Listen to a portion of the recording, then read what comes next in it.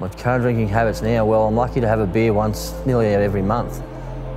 Just completed my first dry July. I've drank once since then and don't miss it. He's happy all the time. He's got energy. Yeah, he's just a different person, a complete different person. Oh, look, I can drink anywhere up to 6 to 12 stubbies a night, most nights of the week, and even more on the weekends. I could have anywhere up to 18 or even a whole slab to myself on a Saturday night.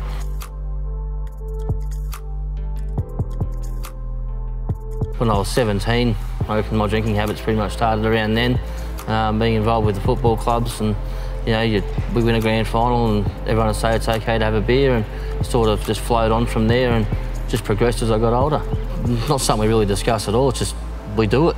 Not something we ever sit down and talk about and go, well, do we do it too much or do we do it not enough? It's just, we have a beer and that's the end of it.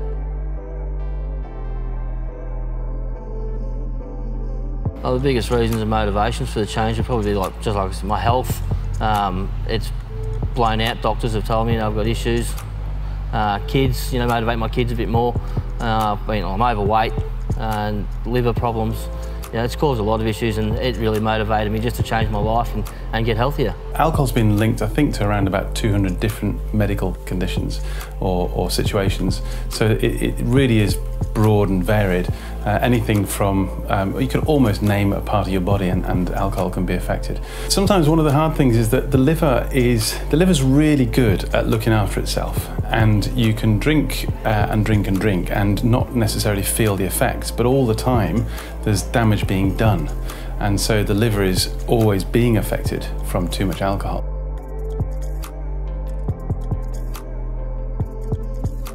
I don't like going near him when he's drinking, and I don't let him sleep in our bed when he's drinking.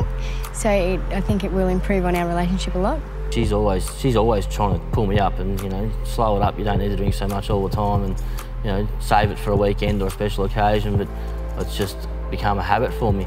And my kids, well, even they say, Dad, if you didn't get drunk last night, you would have been able to come to the park today. Yeah, they're sponges. They pay attention to everything. So it does hit home then. Yeah, definitely.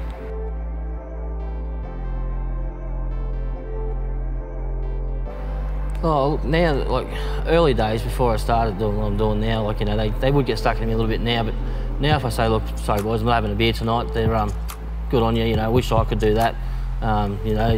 You're making a good change. They're actually surprisingly really good. Me and the kids are, yeah, they're proud of him and they egg him on too now, so that's good. We're definitely 100% behind him, and his friends are too. Like, he has friends messaging him and ringing him all the time now. If you need a walking buddy or someone to go gym with, or if you're going to go down and kick the ball with the kids, let us know and I'll bring my kids down and we can all get into it together. So it's sort of encouraging his friends to get off the couch too a bit too, so that's good. So I hope it's going to affect other people in the community as well, and I hope people, and I'm not expecting anyone to stop drinking completely, but just rethink how much they do drink and the reasons why.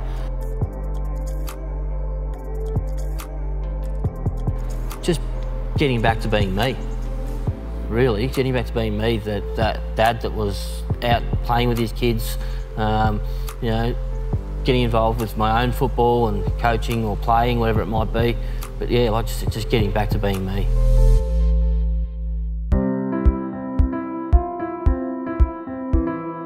Reducing the drinking and getting the exercise, and not just exercise, and changing my eating and everything was the best decision I've ever made. And it's one that I don't want to go back to again. I really enjoy doing what I'm doing now. And the change can be dramatic. Most people start to find that they feel much better all around in so many different ways. Better energy levels, better relationships, finances improve, life tends to improve generally. So he's gone from, just walking on the treadmill, heavy breathing, to now running on the treadmill, which is fabulous, which I saw him do the other day and I was so proud of him.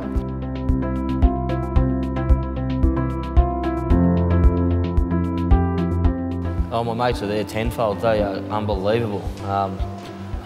The support I've got from them I didn't even expect to get, really. I expected the odd pat on the back here and there, but constant Facebook messages, phone calls, you know, just asking how I'm going and, you know, just trying to get involved, and it's really good. That like I said, I couldn't believe it, and you know, they're really good about it.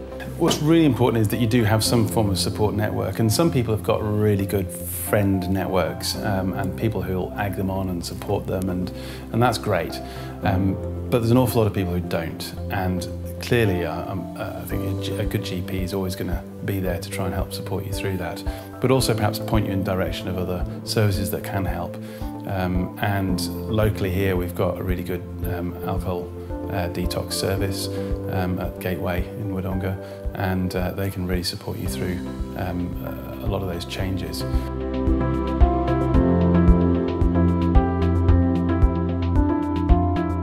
I remember the first day I walked into the gym, they say it's daunting to walk in, and it was daunting, but it was that first day, and once you get over that hurdle, it's not so bad. You know, I respect anyone that walks into that door and walks into my office and says, I need help, because that's the hardest step. Once you've done that, you know, it can only get better. So that's to be respected, and we do that, and once they come and ask us for help, that's what we're here for.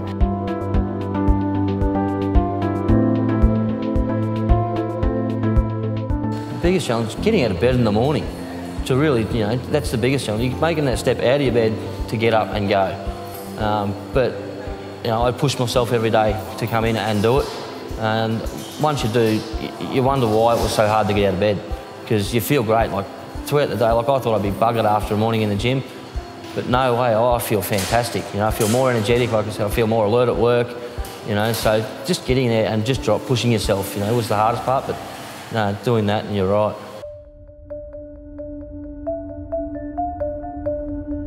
He was drinking every day, pretty much, and he'd write himself off definitely on weekends.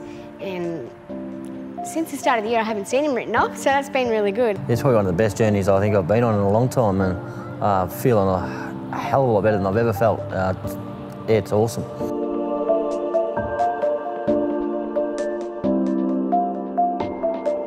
A lot's changed, especially his moods. He was always cranky, snapping, tired, stunk of alcohol, which I hate, and snoring and carrying on in his sleep, so I kicked him out of bed, not out of the house. But now he's back in bed, he's stopped snoring, he snores a little bit, but doesn't keep me awake, and he's happy all the time. He's got energy. Yeah, he's just a different person, a complete different person. Oh, my health has improved immensely. Like, I feel fantastic, far more energetic than I've been in a long, long time.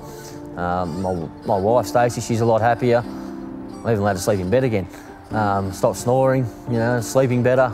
It's just everything's been a lot better. I think the thing that strikes me is repeatedly seeing people who have been through a really difficult time with alcohol, who have then managed to reduce their intake or stop altogether. And the feedback is always the same, that they feel so much better. Life improves time and time again. Their physical health, their physical fitness, their family relationships, their finances, their social networks, everything improves. I know of quite a few people that have made some changes since I started, and I keep people updated through, you know, social media. And I've got one lady friend who lives up in Walwa. Even she's jumped on board and started to lose a lot of weight now. One of my sisters, she comes to the gym with me now as well, so we push each other in there. So mates that are starting to get on board as well. I've got mates that join me in Dry July, and they probably drank even more than I did. So yeah, no, definitely influenced others.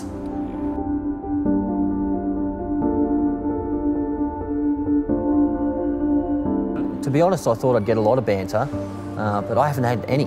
And that's the honest truth. I've had no banter whatsoever, and you know, mates are jumping on board like you wouldn't believe. You know, friends far and wide are doing it now. So, and it's not saying that we're all saying you shouldn't have fun and you shouldn't be, you know, hanging out with your mates. You can do all that and still have a good time, but not necessarily with quite so much alcohol.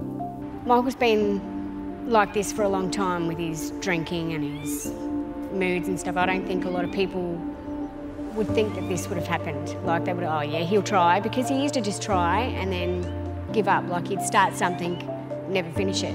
So I think a lot of people are quite shocked because he's actually followed through with it, and what a change, yeah.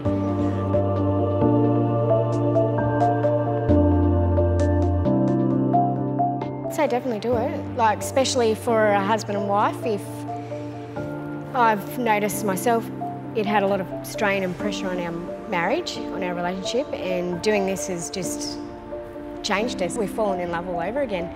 We're in our little love bubble, and I think it'd be great for a lot of relationships to just get in there and give it a go. Don't be scared, you know. Don't be scared at all, you know. Just get up and have a go.